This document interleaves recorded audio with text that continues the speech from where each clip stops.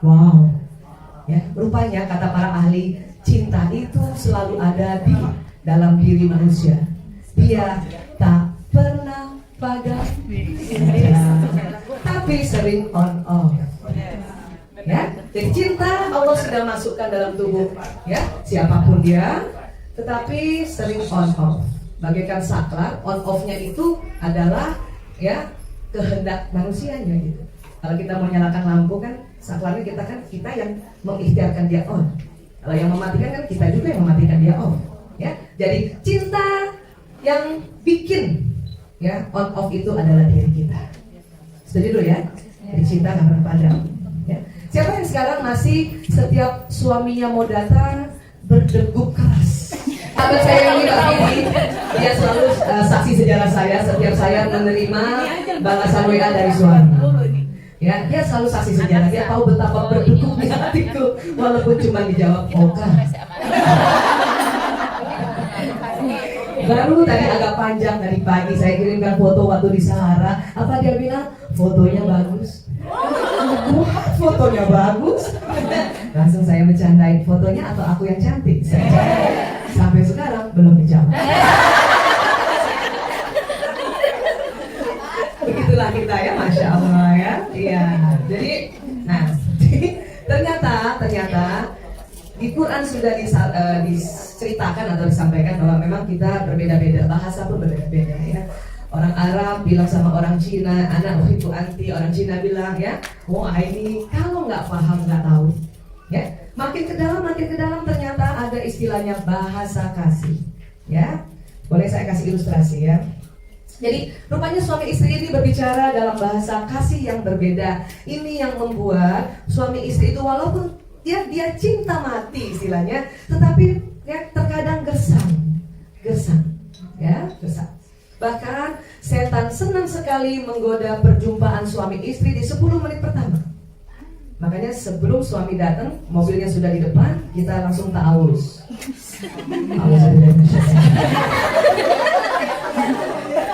Karena setan senang sekali menggoda 10 menit pertama suami istri berjumpa. Ya. Saya kalau mobil suami udah datang itu udah siap-siap itu banjir ta'awuz. Auzubillahiminasyaitonirrajim. Dimintannya 4 kali ya dalam Quran ya. Auzubillahiminasyaitonirrajim. Jadi kita tameng depan kita, tameng belakang kita, tameng kanan, tameng kiri. Atas nggak ditameng, kenapa? Allah yang kasih cahaya dari atas. Bawah nggak ditameng, kenapa? Dia langsung masuk ke tanah, ke bumi kita. Kalau kita ada perasaan-perasaan negatif, tapi kita tameng depan, belakang, kanan, kiri. Setuju ya? Yang sudah selama ini lakukan, terus lakukan yang belum mulai. Nanti setiap suami mau datang, mudah mobilnya di depan, auzubillahiminasyaitonirrajim. Sudah mulai dia jalan di pintu, auzubillahiminasyaitonirrajim. Dia mulai ngetok, auzubillahiminasyaitonirrajim. Tapi nggak boleh kenceng-kenceng. Ya. Saya pernah nggak dengar suami datang tiba-tiba di belakang saya kaget, auzubillahiminasyaitonirrajim. Dia tanya kenapa? Akhirnya ketahuan rahasia saya. Kenapa setan senang sekali menggoda? Ya. Dan sekarang kita cerita lagi sebuah fenomena menarik yang sudah ada di Quran, tapi baru diteliti oleh para ilmuwan. Apa namanya? Bahasa kasih. Apa itu bahasa kasih? Bahasa kasih adalah cara mengutarakan cinta yang dilakukan dan dimengerti oleh orang lain. Saya kasih ilustrasi ya. Kalau saya bilang sama suami, ayah, HP aku rusak, dia langsung, mana HP-nya? Gitu. Ya, kacamata, saya sudah pakai kacamata gini, ini yang terakhir, ini sudah patah-patah. Ya, ayah, kacamata aku rusak, mana? Ya, obat aku habis. Dia tahu istrinya hipertensi, jadi dia selalu siapkan. Ya. Kemudian, ya aku nggak ada yang nganter. Oke, mobil berikut supir kantor saya siapkan. Ya, itu suami saya. Nah, itu dia lakukan bertahun-tahun selama 27 tahun. Tetapi saya sering sekali bertanya, ya Allah, apakah dia cinta sama aku? Itu pertanyaan yang selalu ditanya-tanyakan. Padahal dia sudah melakukan sesuatu. Ya, saya merasa, kalau ngambil obat aja mas sudah orang lain aja. HP rusak mah titip aja di kantor, ya kan? Supir malah gampang sekarang ada Grab, ada Gojek dan sebagainya. Itu saya. Saya merasa kalau suami saya mencintai saya atau saya dicintai, kalau apabila saya jalan digandeng atau dipeluk gitu, itu menurut saya. Tapi jarang dilakukan, bahkan ya Allah, 2 27 tahun bisa dihitung lewat jari-jari 10 ini, barangkali baru 6 kali ya. Bahkan kalau kita jalan berdua, dia 5 meter depan saya. Ada yang begitu? Tidak usah khawatir, kita sama. Baru 2 tahun ini terungkap bahwa oh, saya dan suami beda bahasa kasih. Suami saya selalu melakukan sebuah pelayanan, itu bahasa kasih dia. Tetapi bahasa kasih utama saya adalah sentuhan fisik. Saya merasa dicintai kalau dipeluk gini, ya, atau digandeng tangannya. Sekarang sih udah mulai. Dia jalan 6 meter, saya di belakang, dia nunggu lagi. Dia nunggu aja, kepalanya noleh begini. Ya Allah, ini jantung belum lagi kan ya? Ya, Masya Allah. Nah, ini yang mungkin ada di antara sahabat-sahabat atau teman-teman. Mengapa bertahun-tahun berumah tangga, sebetulnya cinta, kita tahu dia baik banget, tapi kok kita hampa. Ini yang diminta kita untuk belajar agar panjang pun usia pernikahan kita, tetapi penuh gelora. Kalau ibu-ibu tahu ya, tadi malam suami Bulita luar biasa ceritanya. Beliau yang memuji istrinya, saya yang deg-degan sama Bu Vera lagi Bu Laura. Ya Allah, kenapa? Karena ada juga bahasa kasih pujian, ya. Nah, ini ilustrasi dulu baru kita memahami lebih dalam lagi, ya. Jadi rupanya ini wabil khusus para istri, kita harus mempelajari dasar-dasar bahasa kasih pasangan kita jika kita ingin menjadi komunikator cinta yang efektif. Mau minta suami berhenti merokok, kalau nggak ngerti bahasa kasihnya, nggak bakal. Mau minta suami, ya, apapun kalau nggak ngerti bahasa kasihnya, itu dia nggak paham, ya. Dan bahasa kasih bukan hanya untuk suami, tetapi juga untuk ya anak-anak kita, ya, atau untuk adik ipar kita, mertua kita, dan sebagainya. Dan antara kita berteman, kita harus tahu bahasa kasihnya apa, ya. Nah, jadi rupanya di otak manusia itu ada baterainya di sini, ya. Ini guru saya, Bapak Dr. Adi W. Gunawan, karena saya sekarang mendalami juga teknik-teknik klinikal hipnoterapi. Ini beliau salah satu guru saya. Dia mengatakan rasa aman seseorang berbanding lurus dengan isi baterai kasihnya. Jadi di kepala kita ada baterainya. Entah bentuknya kayak apa, baterai betulan kah atau dia sebuah imajiner atau apa, tapi di otak kita itu ya ada sumber listriknya, ya. Dan kalau baterai ini ya tidak dicas, itu makanya membuat kita nggak aman. Kalau ada anak yang biasanya nggak ngambek, tiba-tiba ngambek dan dia guling-gulingan di mall, berarti baterainya itu lowbat. Ada seorang istri berpikir begini nih, cinta nggak ya dia sama aku, berarti baterainya lowbat. Atau ada seorang istri mengatakan, kalau diganti boleh juga nih. Berarti itu lowbat banget. Ini kan baru pikiran ya. Nah, pikir gitu aja sebenarnya udah nggak boleh. Itu penyimpangan sebetulnya. Hanya itu terjadi real banget. Saya yakin dulu begitu sebelum memahami bahasa kasih ya. Ya, sahabat-sahabat saya paham banget bentukannya suami saya itu orangnya tipenya ya seperti itulah ya. Tetapi pada saat nggak ngerti bahasa kasih, ya saya berpikir bahwa ini sih ya gara-garanya saya dijodohin sih gitu. Makanya ini mulai geresak berpikirnya begitu dan menjadi sebuah alasan terus untuk ini karena saya dijodohin sih, karena saya dijodohin gitu. Ya, nah ini yang bahaya, ini sangat bahaya. Ya. Kemudian sifat baterai kasih harus diisi setiap hari. Ya, penyimpangan perilaku adalah indikasi isi baterai sudah mencapai batas kritis minimal. Ya, maaf, seorang suami mungkin dia kena pelakon atau seorang istri dia kena pebinor, itu berarti baterainya sudah lowbat, bahkan mulai dari tahun pertama pernikahan. Ya, tetapi banyak juga kita sudah lowbat tapi rajin taklim. Kita berpegang pada apa? Berpegang pada prinsip suamimu jembatan surgamu. Betul, Bu? Coba kalau nggak rajin taklim, Bu. Kalau bisa diganti, mikirnya gitu kan. Untuk rajin taklim, ya. Jadi, ya. Nah ini gambar otak ya. Otak manusia itu Allah bagi, ada otak besar, ada otak kecil, dan dia terbagi dua, otak kanan dan kiri. Ya. Kemudian nanti setiap otak besar dia terbagi 4, 1, 2, 3, 4. Ini sengaja dikasih warna saja. Tapi otak manusia nggak berwarna ya, dia lebih mirip seperti ini. Ya. Nah, baterai yang tadi kita bicarakan ini, itu letaknya di sini. Coba pegang dulu kepalanya. Yang bagian tengah ya. Ini kan ubun-ubun di sini agak di sini. Ya pegang coba pegang. Di situ baterainya, Bu. Kalau ibu lobat, belai-belai aja bagian situ. Baca salawat, Allahumma sholli wa sallim. Pakai minyak, apapun minyak, Bu. Ini baterai lobet. Di sini. Ini ada baterai di sini. Ya. Kenapa kalau lobet, Bu? Baterai di sini sesungguhnya dia akan memberikan energi ke seluruh tubuh lewat kabel listrik. Ini kabel listrik ini disebutnya sistem saraf. Ya. Ini sistem saraf pusat yang keluar lewat sumsum tulang. Dari sini keluar ke seluruh tubuh, Ibu. Ya. Ini bawa listrik dari mana? Dari baterai yang di sini. Kalau lobet, ya, entah lobetnya 1 bulan kan 2 bulan, suami datang yang harusnya kita langsung berdiri karena kita ada listriknya, ini malas, Bu. Langsung suami datang. Senyum pun udah gak bisa, ngangkat sudut bibir pun gak bisa karena gak ada listriknya. Kalau baru 1 tahun menikah mah masih ada listriknya. Apa? 5 tahun mulai gak ada listriknya, sebelah bibirnya. 25 tahun langsung bibir ke bawah semua. Gitu ya. Kenapa? Listriknya gak nyala. Bu Aisyah, tapi kan kita rajin taklim. Kita tahu bahwa jodoh ini Allah simpan atau Allah tulis di Lauh Mahfuz. Iya, pelajaran taklim itu masuk di otak yang depan. Untung. Ya. Suami itu jembatan surgamu masuk di sini. Ya. Apabila kamu bertahan, Allah janjikan surga, itu ilmunya di sini. Orang yang rajin taklim ilmunya di sini mulai banyak. Itu makanya bertahan. Biar kata suaminya agak solid tapi bertahan. Ya. Apalagi kita dapat hadis Rasulullah mengatakan bahwa kalau istrinya ya baik, suaminya nggak baik, baik benar dan pantas ya. Istri masuk surga, suami nggak masuk. Tapi kalau istrinya nggak baik, suaminya baik, istri masuk neraka, suami ikut. Ya. Kita berharap kita baik, istri baik, suami baik, benar dan pantas, makanya sama-sama masuk. Laki-laki mempunyai responsibel atau tanggung jawab yang besar kalau dia tidak mendidik kita.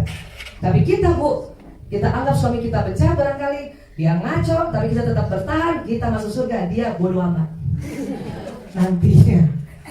Tapi kalau dianya yang baik, ya, dianya yang soleh, istrinya tidak soleha, kita masuk neraka, suami ikut masuk, temani istri. Ya, istri baik, istri soleha, suami nggak soleh, suami masuk neraka, kita nggak usah nemenin. Biarin, sudah ditunggu jodoh di surga. Nggak tahu yang mana wajahnya ya. Nah itu tadi. Sampai sini sepakat, ilmu itu masuk di sini semuanya. Ya? Nah, tetapi alangkah baiknya kalau ilmunya ada, baterainya juga nyala. Kenapa? Karena ini sunatullah. Allah yang ciptakan kita, Allah yang ciptakan otak kita berikut perinci-inci sel otak itu, ya Allah, ini dia. Supaya apa? Ilmunya ada, baterainya nyala, ya Allah. Walaupun suami jauh, tetapi karena kita selalu bergiroh, semangat kita jaga diri kita dari hal-hal yang mudarat. Ya. Yang celaka adalah baterainya nggak nyala, isinya nggak ada. Itu yang paling baik. Dan saya mengapresiasi, merespek ibu-ibu yang ikut suaminya bertugas seperti ini. Ya Allah, itulah surga kita insya Allah ya. Kenapa? Karena menurut penelitian, laki-laki tidak bisa ditinggal istrinya lebih 3 minggu. Saya kasih tahu ya. Yang LDR, gimana caranya? Gimana caranya? Ya, belum 3 pekan berjumpa. Kenapa? Maaf, ini sesuatu yang ilmiah dan ini sunatullah. Maaf, testis, tahu testis, Bu? Di alat reproduksi pria, testis biji. Biji tahu. Ya. Ini ceritanya mau santun bilang testis. Biji. Ada 2 laki-laki itu suami kita testisnya. Itu penuh dengan sperma 3 pekan. Ya. 3 pekan dan harus disalurkan. Kalau sudah menikah harus disalurkan. Kalau belum menikah keluarnya lewat mimpi basah. Tapi sudah menikah itu harus disalurkan. Ya. Kalau enggak hati-hati, Bu. Disalurkan kemana? Ya. Jadi 3 pekan ya. Tapi yang sudah suaminya di atas 60 tahun enggak 4 minggu boleh 4 minggu. Yang 60 tapi 50 ya 3 pekan, 3,5 minggu boleh. Nah, ya. Oke. Baik, sekarang supaya tambah indah pernikahan kita ini, yaitu tadi mawaddah warahmah, penuh kasih sayang, maka baterainya harus nyala. Ya, nyala di sini. Baik, sekarang. Nah ini, jadi baterai itu seperti kalau waktu kita belajar fisika, bentuk baterainya begini, ya. Dan ada 5 di sini. Ya, apa jenis baterai itu ini? Pujian, waktu, sentuhan fisik, pelayanan, dan hadiah. 5-5-nya kita ada di otak kita. Tapi yang berbeda adalah urutan baterainya. Urutan baterai. Ya. Saya suka dilayani, tapi urutan baterai pertama saya bukan pelayanan. Baterai pertama saya di sini sentuhan fisik, pelayanan nomor 4. Suami saya, baterai pertamanya pelayanan, sentuhan fisik nomor 4. Itu yang gak ketemu-ketemu kalau tidak disiasati dengan ilmu pengetahuan. Makanya Allah janjikan, ya, orang yang banyak belajar dia naik derajatnya. Derajat apa? Derajat kefahaman, derajat kesabaran, derajat cinta, derajat kasih sayang, semua naik. Ya, ini. Jadi baterai ini kita semuanya. Ibu senang dikasih hadiah? Senang, tapi ada yang seneng banget. Ibu senang dipuji? Senang, tapi ada yang seneng banget. Ya, ini karena baterainya begini dan 5-5-nya begini. Ya, nih. Sampai sini siapa dulu? Apa-apalin baterainya yuk?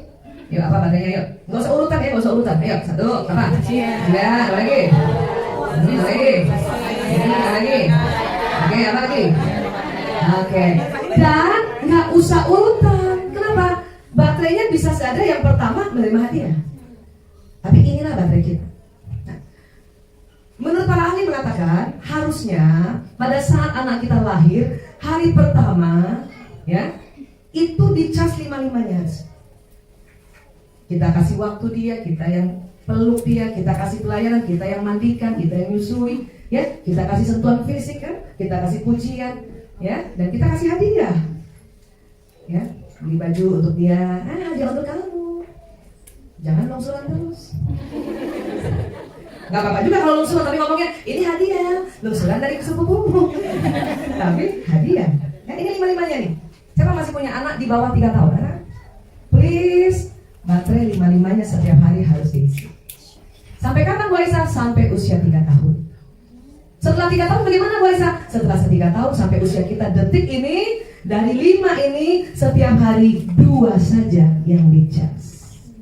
Makanya tugas kita berikut ini adalah mencari bahasa kasih yang utama dari yang 5 ini. Ya, kalau saya sentuhan fisik. Cuman karena suami nggak paham dulu, ya saya bertahan untuk ya ilmu Islamnya dipegang. Tapi ya ibu, kalau saya dipeluk aja dikit begini sama suami, itu baterainya bisa setahun. Itu jadi saya, masya Allah ya. Ya, benar. Karena ilmu di depan otak kita diisi dengan ilmu-ilmu Islam. Ya.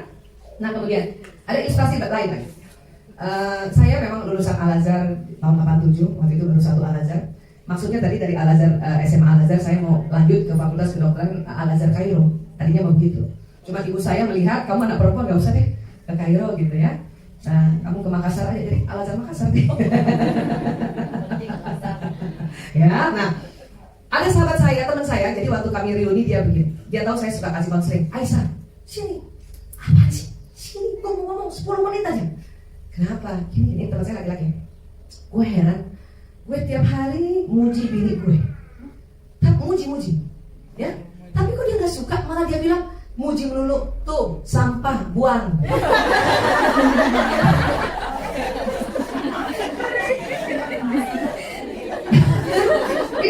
Jadi suami saya lagi. Teman saya yang jadi suaminya ini bingung. Aisyah, bukannya perempuan itu senang dipuji? Saya langsung ketawa. Kamu, saya paham itu problematikanya apa? Itu tentang perbedaan bahasa kasih. 10 menit kurang, kamu nih buka YouTube, cari tuh bahasa kasih. Ya, nah artinya gini. Rupanya si suami bahasa kasih utamanya pujian. Maka dia puji terus istri. Istrinya bahasa kasih pujiannya bukan yang pertama, mungkin keempat. Apa yang suruh bongbong sama dia? Siapa yang suaminya senang ikut bantuin, ikut buang sampah, ikut mandiin anak? Itu kan pelayanan. Jadi istrinya sekalian pelayanan. Ya, nah ini yang sering bertengkar. Ya di sini. Sampai sini terima dulu, baru nanti kita bantu untuk cari masing-masing bahasa kasih utamanya ya. Paham dulu tentang bahasa kasih. Oke kan? Karena bahaya kalau enggak. Itu ada kegersangan itu, hampa gitu. Ya, ya sudah 25 tahun tapi melihatnya hampa, itu sayang banget itu. Sayang banget, maka kita harus nyalakan baterai di otak kita dan otak pasangan kita. Sepakat dulu? Setuju nggak? Ibu nanti kalau sudah belajar bahasa kasih, itu yang namanya jantung berdegup kencang lihat suaminya. Dia tinggalkan kita sampai nggak kelihatan tuh, ya itu masya Allah. Dan itu yang diinginkan Allah terhadap seorang suami istri itu, ya. Baik, setuju ya? Kalau anak-anak lima-limanya ya. Nanti kalau ibu punya anak lagi atau mau punya cucu, kasih tahu mantunya atau anak kita yang jadi ibu-ibunya itu lima-limanya harus diisi. Wah Isa, masa setiap hari lima-limanya? Iya memang. Nah sekarang kalau udah seumur kita gini, emang setiap hari itu idealnya. Ada nggak korting-kortingan sedikit? Ada. Minimal sekali seminggu 3 kali. Maka saya bilang sama suami saya, Mas, saya ternyata bahasa kasih utamanya sentuhan fisik, please, ya peluk aku. Gak usah lama-lama, setiap malam dia mau berangkat kerja, dia peluk itu dia cium. Setiap hari please mas. Atau kalau kamu gak mau setiap hari, kamu pilih, ya kamu peluk aku Senin, Rabu, Jumat, atau Selasa, Kamis, Sabtu. Karena minimal seminggu 3. Ya, paham ya? Jadi suami saya kalau sekarang dulu atau mau salaman pergi kantor cuma gini doang, gini. Sekarang dia udah peluk, walaupun dia ngitung 1, 2, 3. Dulu tidak pernah dilakukan. Bahkan sewaktu pertama kali saya sampaikan teori bahasa kasih, dia peluk saya dengan wajah seperti ini. Tapi gak apa-apa, it's okay. Saya yang bahasa kasihnya sentuhan fisik itu langsung nyala baterainya. Ya. Dan sentuhan fisik bukan bermakna maaf making love atau hubungan intim suami istri. Ya, kalau hubungan intim suami istri mau bahasa kasih apa aja itu mah wajib hukumnya. Tapi yang buat sentuhan fisik ya Allah, ya dipegang gini aja atau diginikan saja belakangnya ya Allah. Mantap, ya. Tapi ada juga yang suami kita itu bahasa kasihnya pujian. Please pujilah. Ya Allah, Bu Aisyah sampai mau dipuji. Ya gitu kan sih. Please pujilah. Ayah, ya Allah. Aku lihat kamu semakin berubah, semakin ganteng. Itu sebuah pujian, ya? Atau ibu, ciri-ciri suami yang bahasa kasihnya pujian, dia muji kita tiap hari. Cuman sayang istrinya waktu dipuji apa dia bilang? Lebay. Ada maunya. Ini yang bahaya ini. Astagfirullah. Ya. Terus ada yang waktu. Ada suami, ciri-ciri bahasa kasih suami yang waktu adalah kalau dia di rumah, ibu nggak boleh kemana-mana. Ini waktu. Dan kalau perlu, ibu nggak usah masak, duduk di samping dia, itu waktu. Ada yang begitu suaminya? Itu berarti waktu. Suami saya, bahasa kasih utamanya bukan waktu. Saya juga bukan waktu. Artinya apa? Jadi kalau pergi ke sini nggak bawa suami, nggak masalah buat dia. Bukan waktu. Kebayang kalau suami saya bahasa kasih utamanya waktu. Saya nama pasti ketengian. Ya, ke Dubai gini pasti nomor 1 list namanya dia. Untung bukan waktu. Ya, aduh. Kalau nama list dia yang pertama bawa, makanya yang manajer gak ikut. Korbannya ya, untung bukan waktu ya bahasa kasih utamanya ya. Ciri katanya. Ya, nah ini. Ya, ada yang gitu memang. Dan ada juga istri yang memang waktu. Dia senang sekali kalau suaminya ada. Ya, nanti kita cek dengan teknik ada teknik bagaimana kita cek bahasa kasih utama ya. Ada juga sentuhan fisik. Siapa yang suaminya dikit-dikit meluk dalam aktivitas dia meluk, itu berarti dia bahasa kasih sentuhan fisik. Pantang waktu ibu peluk begini. Pantang waktu ini. Hati-hati. Dia bisa cari yang lain. Coba bayangin nih, ya suami istri lagi masak dipeluk gini. Coba kita lagi masak dipeluk gini. Aduh, ya pelayanan. Kayak tadi contohnya istrinya teman saya atau suami saya, ya HP aku rusak, iya langsung mana HP-nya. Itu pelayanan. Ya, aku kampung ada mobil. Beres, nanti saya kirim berikut drivernya. Itu pelayanan. Tetapi karena saya nggak paham dan bahasa kasih kita berbeda, saya menganggap itu halah gitu doang. Itu nggak bisa orang lain. Padahal itulah bahasa cintanya yang saya tidak mengerti. Ya, ini rusak banget. Saya minta maaf waktu itu, minta maaf. Kenapa? Karena ilmu ini baru terungkap lagi. Ilmu tentang otak manusia baru terungkap lagi. Teman-teman psikolog pasti sudah belajar ilmu tentang bahasa kasih, ya. Tetapi waktu neuroscience menemukan ini, dia lebih firm lagi. Kenapa? Karena memang ada baterai di sini. Ya. Apalagi hadiah. Ya. Saya ada sebuah cerita. Ada ibu-ibu, dia WA saya curhat gara-gara habis nonton YouTube bahasa kasih. Ya. Jadi gini. Dia 7 tahun berumah tangga. Si istri yang selalu memasak, selalu yang mencuci pakaian suami, setrika dia, urus anak-anak, dia ini istrinya ya. Nah, tetapi dia bilang begini, tapi kok aku mulai gersang ya 7 tahun menikah ya. Nah, dia baca lihat YouTube bahasa kasih, dia baru paham. Kemudian dia ajak suaminya. Sekarang ibu gitu ya, kalau ada apa-apa ajak suaminya, ayah sini sebentar. Apa dengan mulai selama. Jadi suami biasa laki-laki bukan rata kan? Ya lihat. Habis itu suaminya pergi, nggak ada komentar sama sekali. Saya tanya sama istrinya, apa perasaan ibu saat itu? Kesel banget Bu Aisyah. Tapi apa yang terjadi Bu Aisyah? Keesokan harinya, suami saya pulang kantor bawa martabak. Itu saya senang banget Bu Aisyah. Oh ya? Nah, saya udah mulai tahu nih kira-kira bahasa kasihnya. Terus besoknya Bu Aisyah, dia bawakan coklat silver cream. Ya Allah Bu Aisyah, saya gemetar. Saya langsung paham di bahasa kasih utamanya apa nih gini ya. Terus besoknya lagi kembang mawar Bu Aisyah. Dia dalam 7 tahun ini baru 1 kali kasih sebelum kami menikah. Waktu dia bawa hari ketiga ini gembira banget saya. Terus apa lagi? Dia cerita lah ya. Hari ke-10 Bu Aisyah, apa yang dia bawa? Saya tahu persis itu kembang dia petik di halaman rumah. Yes, itu hari ke-10. Hari ke-10. Tapi apa yang membuat dia bergetar? Kembang walaupun depan rumah ada tulisannya Miss U. Miss U. Luf U. Luf U. Bergetar. Kira-kira si istri bahasa kasih utamanya hadiah.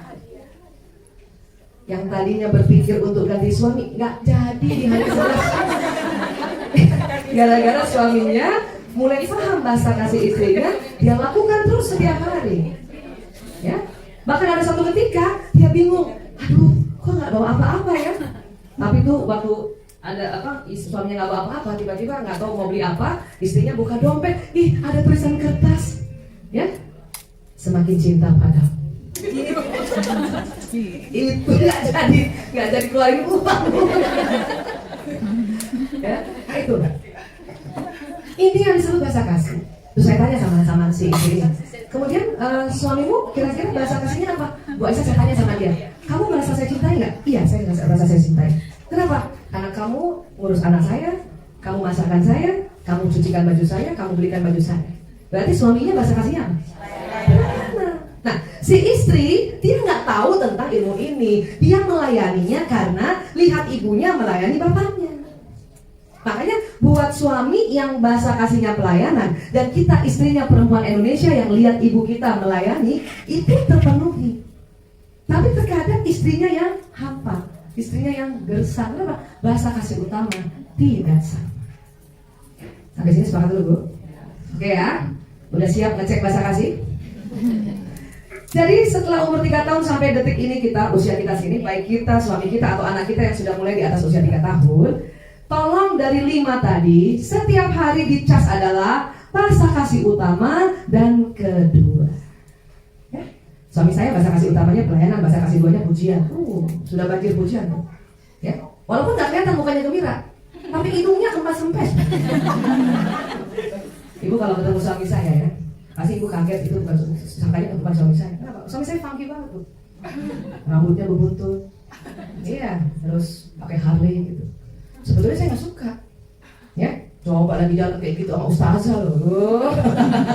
Ya, saya kalau bilang ustazah suka minder. Kenapa? bukan, belum levelnya, masih jauh banget ustazah itu luar biasa. Kalau saya sharing begini, panggilnya Bu Aisyah aja ya, nggak usah ustazah ya. Kenapa? Suaminya masih begitu, masih funky. Nah, tetapi setelah saya tahu bahasa kasih keduanya adalah pujian, maka saya puji terus. Ya, tambah keren lah kalau di Harley. Tapi itu nggak bisa kelihatan.